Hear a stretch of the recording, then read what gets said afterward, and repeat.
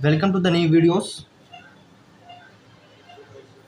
तो फ्रेंड्स, आज का जो हमारा यूनिट है that is unit number 4। Topic आपके पास यहाँ पे लिखा हुआ है central motion and central orbit. अच्छा टॉपिक है, इंटरेस्टिंग टॉपिक है और अभी तक आपने जो पढ़ा उससे थोड़ा सा अलग भी टॉपिक है, ठीक। बट आप इसको यहाँ पे फील कर लोगे क्योंकि सेंट्रल मोशन ही हो रहा है, ठीक। जैसे वर्टिकल सर्कल का मोशन था, पर यहाँ पे थोड़ा सा खेल अलग है, ठीक। आपको यहाँ पे सेंट्रल मोशन और सेंट्रल ऑर्बिट की यहाँ पे ध्यान से इन दो शब्दों को समझना होगा, ठीक। तभी आप इस पूरे चैप्टर को समझ पाओगे। So first I am writing the definition of central motion, then second I will write definition of central orbit. तो आपको इन दोनों डेफिनेशन को ध्यान से देखना है, लिखना है, फिर मैं यहाँ पे आपको समझाता हूँ, ठीक। तो पहले लिखते हैं सेंट्रल मोशन की डेफिनेशन। ओके, तो what is central motion? Definition मैंने यहाँ पे लिख दी है। When any particle moves under any force such that its direction is always towards a fixed point, then that force is known as central force। क्या कह रहे हैं? जब कोई पार्टिकल मूव्स करेगा किसी फोर्स के अंडर में, ठीक, किसी फोर्स के तहत जब कोई पार्टिकल मूव करेगा, कुछ इस तरीके से मूव करेगा कि जो उसका डायरेक्शन है, पार्टिकल का जो मोशन का डायरेक्शन है, वो किसी फिक्स पॉइंट के टुवर्ड है, ठीक। वो किसी फिक्स पॉइंट के टुवर्ड है। मतलब मान लीजिए कि आप हाथ में रस्सी लेते हो, उस रस्सी को आप इस तरीके से ऐसे ऐसे ऐसे गोल गोल घुमाते हो, ठीक। ऐसे ऐसे ऐसे ऐसे गोल गोल घुमाते हो, रस्सी को पकड़ के आप ऐसे ऐसे गोल गोल घुमाते हो। तो अब आप देखोगे, आप फील करोगे कि जब आप उस पार्टिकल को इस तरीके से घुमा रहे हैं, तो जो उसका पार्टिकल का जो मोशन है वो किस डायरेक्शन के टूवर्ड्स है, वो जो डायरेक्शन है वो फिक्स पॉइंट के टूवर्ड एक्ट कर रहा है। जैसे मैं यहाँ पे आप डायग्राम बनाता हूँ, ये आप खड़े हो, ये आपका हाथ है, यहाँ से आपने इस टाइप की थोड़ी सी एक रोप ले ली है, जिसे मैं कहता हूँ रस्सी। अब आप इस रस्सी को ऐसे घुमाओगे तो ये सर्कुलर मोशन करेगा, स्पेस में सर्कुलर मोशन करेगा कुछ इस तरीके से। तो जो इस पार्टिकल का मोशन है, यहाँ पे जो लेट्स सपोज यहाँ पे कोई पार्टिकल होगा, अब इस पार्टिकल का जो मोशन है वो ऑलवेज इस सेंटर पॉइंट ओ की टूवर्ड फिक्स है। मतलब ये फिक्स पॉइंट है, इस फिक्स पॉइंट के तहत आप इस पार्टिकल का जो मोशन हो रहा है, तो ये जो फिक्स पॉइंट है, इस फिक्स पॉइंट को बोलते हैं centre of force. Centre of force. और जिस फोर्स के तहत ये पार्टिकल इस तरीके से ऐसे ऐसे मूव कर रहा है इस फिक्स पॉइंट के टूवर्ड्स, वो फोर्स आपका कहलाएगा सेंट्रल फोर्स, ठीक। तो वो आपका सेंटर ऑफ फोर्स है, और जो फोर्स यहाँ पे एक्ट कर रहा है, ठीक, जिसके तहत पार्टिकल मूव कर रहा है, वो है सेंट्रल फोर्स, ठीक। ये है सेंट्रल फोर्स। अगला डेफिनेशन है सेंट्रल ऑर्बिट। तो सेंट्रल ऑर्बिट बहुत आसान है। मतलब अगर आपने ये समझ लिया तो सेंट्रल ऑर्बिट समझ में आ जाएगा। ये पार्टिकल ऐसे से मूव कर रहा है, ऑलवेज एक्टिंग टुवर्ड्स, इसका जो फोर्स है वो always acting towards centre point है, जिसे हम कह रहे हैं सेंटर ऑफ फोर्स। तो जो फोर्स इसको घुमा रहा है दैट इज सेंट्रल फोर्स। तो जब पार्टिकल इस तरीके से सेंट्रल फोर्स के अंडर घूमेगा, ठीक है, ऐसे ऐसे घूमेगा, तो जो पाथ बनाएगा, ठीक है, जो पाथ बनाएगा, जो कर्व बनाएगा, वो आपका होगा सेंट्रल ऑर्बिट, ठीक। That is central orbit. तो जो पाथ बनेगा वो सेंट्रल ऑर्बिट है, बस यही है और कुछ नहीं, ठीक। तो सेंट्रल ऑर्बिट की मैं डेफिनेशन यहाँ लिख देता हूँ ताकि आपको समझ में आए। तो सेंट्रल ऑर्बिट की डेफिनेशन क्या हो जाएगी? The path describe by a particle, the path describe by a particle, the path described by a particle moving in a plane under the action of a force। और ये जो force है वो आपका सेंट्रल फोर्स होगा, under the action of a force, under the action of a force which is always, और जो force है वो कहाँ क्या होगा? ऑलवेज डायरेक्टेड होगा टुवर्ड सेंटर, ठीक, या किसी फिक्स पॉइंट पे। Which is always directed toward a fix point. और उस फिक्स पॉइंट को हम क्या बोलते हैं? Centre of force. Which is always directed towards a fix point, towards a fix point. अगर आपको अभी ये वाला एग्जांपल जैसा समझ में आया है तो मैं एक और एग्जांपल दे रहा हूँ, ठीक। प्रॉब्लम मत लीजिएगा, ठीक है। which is always directed toward a fixed point is called, तो जो पाथ होगा वो कहलाएगा central orbit, is called central orbit. पहले डेफिनेशन लिखिए, ठीक, डेफिनेशन आपने लिख लिया।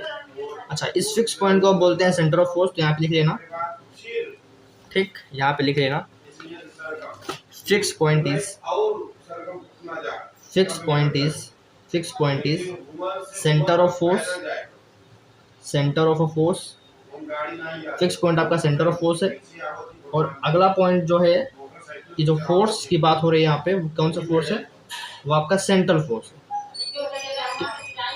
वो आपका क्या है, सेंट्रल फोर्स। तो ये दो चीज़ें हैं जो आपको समझनी है सेंट्रल ऑर्बिट के लिए।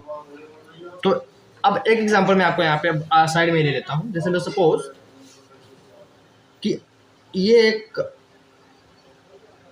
ये जो है अर्थ का मोशन है, यहाँ पे एक अर्थ है, अर्थ, ठीक, अर्थ किसके अराउंड रिवॉल्व कर रही है, ले सपोज अर्थ रिवॉल्व कर रही है सन के अराउंड, यहाँ पे आपके पास सन है। तो जब ये अर्थ रिवॉल्व कर रही है तो एक फोर्स यहाँ पे काम कर रहा है which is always directed towards this fix point, और वो जो फिक्स पॉइंट है वो सन है, ठीक, वो जो फिक्स पॉइंट है वो सन है। तो जो फोर्स काम कर रहा है वो इसी पॉइंट के टुवर्ड्स काम कर रहा है, जिसको आप सेंट्रीपिटल वगैरह जो भी आप बोलते हैं वो आप बोल सकते हैं। बट यहाँ पे हमें ये नहीं समझना है कि व्हाट इज सेंट्रीपिटल, ठीक, हमें ये समझना है कि अगर ये अर्थ यहाँ पे as a particle suppose move कर रही है, तो एक फोर्स इस पॉइंट के टुवर्ड्स एक्ट कर रहा है, ठीक, जिसे हम बोल सकते हैं सेंटर ऑफ फोर्स। ये जो पॉइंट है जिसे हम बोल सकते हैं सेंटर ऑफ फोर्स, और जो फोर्स इस पॉइंट के टुवर्ड्स एक्ट कर रहा है उस फोर्स को हम बोल सकते हैं सेंट्रल फोर्स, ठीक। और जब इसी फोर्स के तहत, ठीक, जब इसी फोर्स के तहत, इसी फोर्स के अंदर जब ये पार्टिकल जो जिसे हम अर्थ बोल रहे हैं इस तरीके से मूव करना शुरू करेगी, तो जो पाथ बनेगा, जो कर्व बनेगा, ठीक, इस अर्थ की वजह से, इस पार्टिकल की वजह से, वो कहलाएगा सेंट्रल ऑर्बिट। तो ये कर्व आपका सेंट्रल ऑर्बिट है, ये फोर्स आपका सेंट्रल फोर्स है, ठीक, और ये पॉइंट आपका सेंटर ऑफ फोर्स। अब समझ में आया, ये कर्व आपका सेंट्रल ऑर्बिट है, ये फोर्स जो इस पॉइंट के टुवर्ड्स डायरेक्टेड है वो आपका क्या है, सेंट्रल फोर्स है, ठीक, और ये पॉइंट आपका क्या है, सेंटर ऑफ फोर्स है। अब मेरे ख्याल से आपको समझ में आया, ठीक। इम्पोर्टेंट क्या है, आगे इम्पोर्टेंट क्या है, इतना समझ लिया, तो आगे इम्पोर्टेंट क्या है आपके सिलेबस में उसको देखिए। यहाँ मैं लिख दे रहा हूँ इम्पोर्टेंट, ठीक। वाई इम्पोर्टेंट, इम्पोर्टेंट नोट ये है कि सेंट्रल ऑर्बिट, जो अभी आपने सेंट्रल ऑर्बिट देखा जिसे हम कहते हैं पाथ, एक कर्व है, ठीक, तो जो सेंट्रल ऑर्बिट है वो हमेशा क्या होगा, is always a plane curve. सबसे पहले तो ये समझो, ठीक, सेंट्रल ऑर्बिट हमेशा प्लेन कर्व होगा, ये पहला नोट है, दिस इज फर्स्ट नोट, ठीक। Central orbit is always a plane curve, this is a first note, note down, central orbit is always a plane curve, central orbit is always a plane curve, ठीक। Another second note is, दूसरा second note क्या है, जो central force है वो दो, central force के दो नेचर हो सकते हैं, एक तो सेंट्रल फोर्स आपका अट्रैक्टिव हो सकता है और एक सेंट्रल फोर्स आपका रिपल्सिव भी हो सकता है। तो दो सेंट्रल फोर्स के नेचर हैं, पहला अट्रैक्टिव है, दूसरा रिपल्सिव है। तो कब अट्रैक्टिव और कब रिपल्सिव होगा इसको समझ लेते हैं। तो central force is attractive, central force is attractive, central force आपका अट्रैक्टिव होगा कब, if it is towards point O, if it is towards point O, point O मतलब सेंटर ऑफ फोर्स। तो अगर आपका जो सेंट्रल फोर्स है वो टूवर्ड्स पॉइंट ओ एक्ट कर रहा है तब वो अट्रैक्टिव इन नेचर होगा, क्लियर है। और रिपल्सिव कब होगा, जब इसके अवे यहाँ पे एक्ट करेगा, ठीक है। And repulsive if it is away from centre of force. Away है सेंटर ऑफ फोर्स से तो रिपल्सिव इन नेचर, टूवर्ड्स है सेंटर ऑफ फोर्स के तो अट्रैक्टिव इन नेचर, क्या सेंट्रल फोर्स। ठीक, अब ये बातें तो आपको मेरे ख्याल समझ में आ रही होंगी, लेकिन अभी तक आपको ये बात नहीं पची होगी कि सेंट्रल ऑर्बिट को मैंने यहाँ पे प्लेन कर्व क्यों लिखा है। ठीक, मैंने बताया भी नहीं ठीक से, बस इतना बता दिया कि सेंट्रल ऑर्बिट एक प्लेन कर्व होता है। नाउ कैसे होता है इसको हम प्रूफ कर सकते हैं, तो कैसे प्रूफ करेंगे आइए मैं आपको दिखाता हूँ। तो सेंट्रल ऑर्बिट एक प्लेन कर्व होता है। मैं कर रहा हूँ प्रूफ 1, मैं प्रूफ नहीं कर रहा हूँ 2। ठीक, मैं नोट जो 2 लिखा है ये प्रूफ करने लायक नहीं है, ये सिर्फ समझने लायक था। प्रूफ करने लायक 1 है, तो प्रूफ ऑफ 1।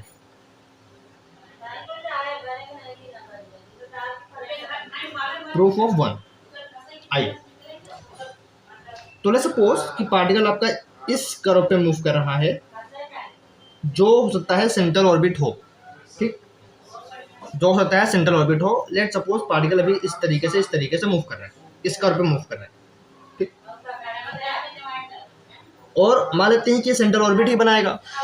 पार्टिकल आपका इस तरीके से कर्व पे मूव कर रहा है, तो लेट्स सपोज कि ये सेंट्रल ऑर्बिट बना देगा, पर हमें शो करना है कि जो ये सेंट्रल ऑर्बिट बनेगा भी वो एक प्लेन कर्व होगा। तो लेट्स सपोज ये वही कर्व है और इस पे point at any time T particle point P पे है। ठीक, पॉइंट पे के कोऑर्डिनेट आर कोमा थीटा है, मैंने पोलर में ले लिए। सो दिस तो लेट्स सपोज दिस इज ओ। ठीक, and this is suppose x axis, और अगर ये आर माना है तो ये इसका मतलब ये आर वेक्टर होगा।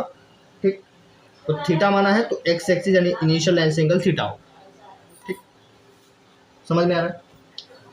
प्रूफ करने के लिए स्टार्टिंग कैसे करेंगे आप, जो पार्टिकल का एक्सीलरेशन है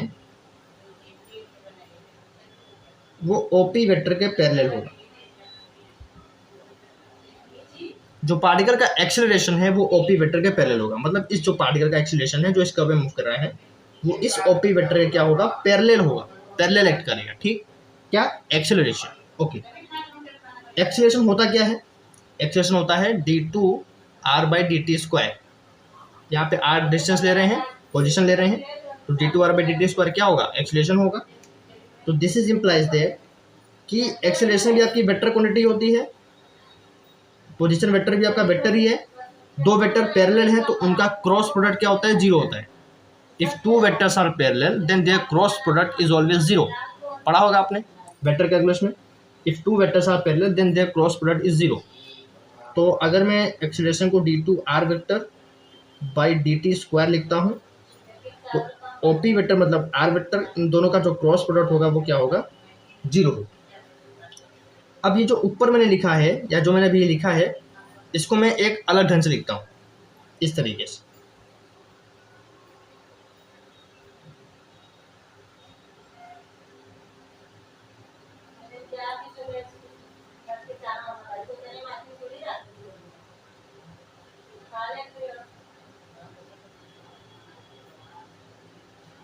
ठीक, और मैं अब ये कह रहा हूँ कि जो ये लिखा हुआ है और जो ये लिखा हुआ है दोनों एक ही चीज़ हैं, मतलब दोनों सेम है। ठीक, क्यों सेम है, यहाँ पे d2 r/dt² as it is, cross r vector as it is, ये मैंने ऐड कर दिया है। उसका रीजन अभी मैं आगे बताऊंगा या नेक्स्ट स्टेप में बता दूंगा, लेकिन इसको ऐड करने से हमें कोई फ़र्क नहीं पड़ता, समझ रहे हो, इसको ऐड करने से हमें कोई फ़र्क नहीं पड़ता। ठीक, क्योंकि इसका खुद की जो वैल्यू है वो 0 के बराबर है, इन दोनों का जो क्रॉस प्रोडक्ट है वो 0 के बराबर है। ठीक, कैसे, यहाँ पे r वेक्टर लिया, ये वाला r वेक्टर, उसका डिफ्रेंशिएशन किया, यहाँ पे भी r वेक्टर लिया सेम, उसका डिफ्रेंशिएशन किया, तो दो वेक्टर्स हैं और दोनों सेम वेक्टर्स हैं तो दोनों का जो क्रॉस प्रोडक्ट होगा 0 होगा। ठीक, तो कोई फ़र्क नहीं पड़ता है। ठीक है, ये 0 हो जाएगा तो अल्टीमेटली आपके पास ये बचेगा। ठीक, तो मैंने ये वाली क्वांटिटी यहाँ पे एक्स्ट्रा में ऐड करी है। उसका रीज़न ये है कि मैं कुछ बनाना चाहता हूँ। अब देखो मैं क्या बनाना चाहता हूँ। ठीक, अभी जो ऊपर लिखा हुआ है इसको मैं चेंज करके ये लिखूँगा d/dt of dr/dt cross r vector बराबर 0। ठीक, इस पूरे लेफ्ट हैंड साइड पे जो लिखा था 0 तो 0 ही है, इसको मैंने चेंज कर दिया इसमें।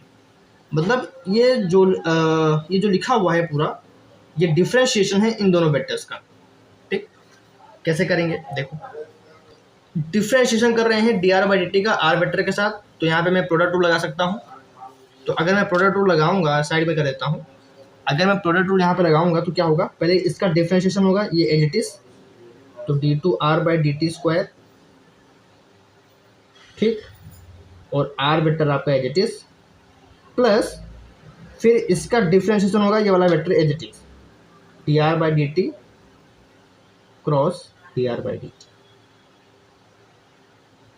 आप ये देखो, जब आप इसको सॉल्व करोगे तो आपको अल्टीमेटली ये मिलेगा, और ये जो मिलेगा वो यही मिलेगा, और इसीलिए मैंने इसको इंट्रोड्यूस किया था ताकि मैं इस पूरे क्वांटिटी को किस में चेंज कर पाऊँ, इस फॉर्म में चेंज कर। किस किस को समझ में आया ना? ऊपर जो अभी आया है उसको मैं इंटीग्रेट कर रहा हूँ बोथ साइड, वी गेट। तो यहाँ पे ऑलरेडी डिफरेंशिएशन है, यहाँ पे मैं इंटीग्रेशन लगाऊंगा, तो integration is nothing but it is the reverse process of differentiation, तो बचेगा सिर्फ यही, और इधर इंटीग्रेशन करूंगा तो यहाँ पे कोई जीरो है, कांस्टेंट है, तो इसका जो इंटीग्रेशन आ जाएगा वो कांस्टेंट के बराबर आ जाएगा, तो कोई कांस्टेंट वेक्टर मैं यहाँ पे इंट्रोड्यूस कर सकता हूँ।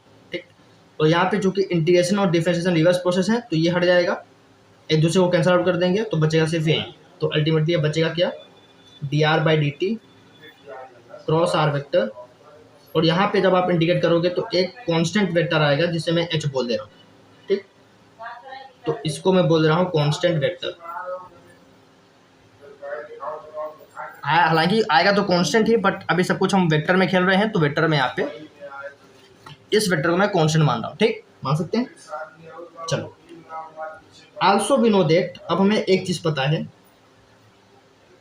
या हम जानते हैं, also we know that scalar triple product, किस किसने स्केलर ट्रिपल प्रोडक्ट को देखा है, क्या होता है स्केलर ट्रिपल प्रोडक्ट? तो अगर आप स्केलर ट्रिपल प्रोडक्ट पढ़े हैं तो आपको ये पता होगा कि ए डॉट बी क्रॉस सी, ये जो होता है ये कुछ स्केलर ट्रिपल प्रोडक्ट होता है, मतलब ये जो लिखा हुआ है दिस इज योर स्केलर, इसे कहते हैं स्केलर ट्रिपल प्रोडक्ट। तो अगर मैं इसका इसके रिस्पेक्टिव में यूज़ करूँ तो मैं क्या लिख सकता हूँ, मतलब मैं इसको स्केलर ट्रिपल प्रोडक्ट में यहाँ पे बनाना चाह रहा हूँ, तो कैसे बनाऊंगा जरा देखो, इसको हटाते हैं, होता ऐसे ही है। ठीक है, इसको हमें यहाँ पे इंटरचेंज करना है इस टाइप से। ठीक, तो कैसे करेंगे, आर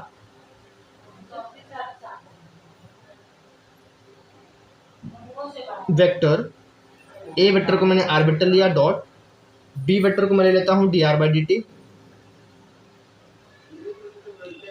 और सी वेक्टर को मैं अगेन आर वेक्टर ही ले लेता हूँ। तो ये कुछ स्केलर ट्रिपल प्रोडक्ट की तरह दिख रहा है, और इसका स्केलर ट्रिपल प्रोडक्ट में जो रिजल्ट होगा वो जीरो होगा। ठीक, यहाँ पे आ रहे और यहाँ पे D R by D T है, इन दोनों क्रॉस प्रोडक्ट हो रहा है, तो इसका जो रिजल्ट आएगा हमेशा क्या आएगा, जीरो आएगा। कहाँ पे, स्केलर ट्रिपल प्रोडक्ट में। ठीक, और ये कुछ स्केलर ट्रिपल प्रोडक्ट टाइप का ही है, इसको आप दे सकते हो, तो इसका जो रिजल्ट है वो हमेशा जीरो के बराबर आएगा। पहली चीज़ तो आप ये ध्यान रखो। ठीक, तो ये हमेशा जीरो के बराबर होगा। सो अगर ये जीरो के बराबर होगा तो इस पे लिख देता हूँ, पेज खाली है। सो आर वेक्टर, इसका जो triple product scalar triple product है वो जीरो के बराबर होगा, तो R vector dot D R by D T cross R vector जो स्केलर ट्रिपल प्रोडक्ट दिया था वो जीरो बराबर हो जाएगा। और यहाँ से ये वाला आर वेक्टर तो एज इट इज, ये एच के बराबर है, अभी हमने देखा, ये जीरो के बराबर होगा। दो वेक्टर्स हैं, दोनों का डॉट प्रोडक्ट जीरो बराबर है, इसका मतलब क्या है कि दोनों वेक्टर्स परपेंडिकुलर हैं आपस में। और आर वेक्टर का एच वेक्टर के परपेंडिकुलर आना, इसका मतलब ये है कि जो पोजीशन वेक्टर है वो आपका किसी कांस्टेंट वेक्टर एस के परपेंडिकुलर आ गया है। ठीक, और वो जो कांस्टेंट वेक्टर है वो R vector cross D R by D T का क्रॉस प्रोडक्ट के बराबर है।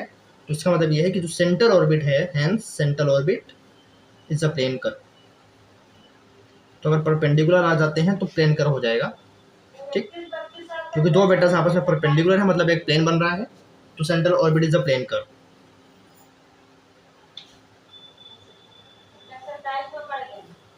क्लियर हो गया? ठीक। अब हम अगले लेक्चर में यानी लेक्चर नंबर 2 में बात करेंगे polar form of polar form या पोलर डिफरेंशियल इक्वेशन, जो भी बोल सकते हैं आप। तो अगले लेक्चर में हम बात करेंगे polar form of differential equation, किसकी? सेंट्रल ऑर्बिट की। तो हम सेंट्रल ऑर्बिट की पोलर डिफरेंशियल इक्वेशन निकालेंगे, लेकिन किसमें? पोलर फॉर्म में। ठीक, सेंट्रल ऑर्बिट की डिफरेंशियल इक्वेशन निकालेंगे polar form. So this is our next target. तो मिलते हैं नेक्स्ट वीडियो।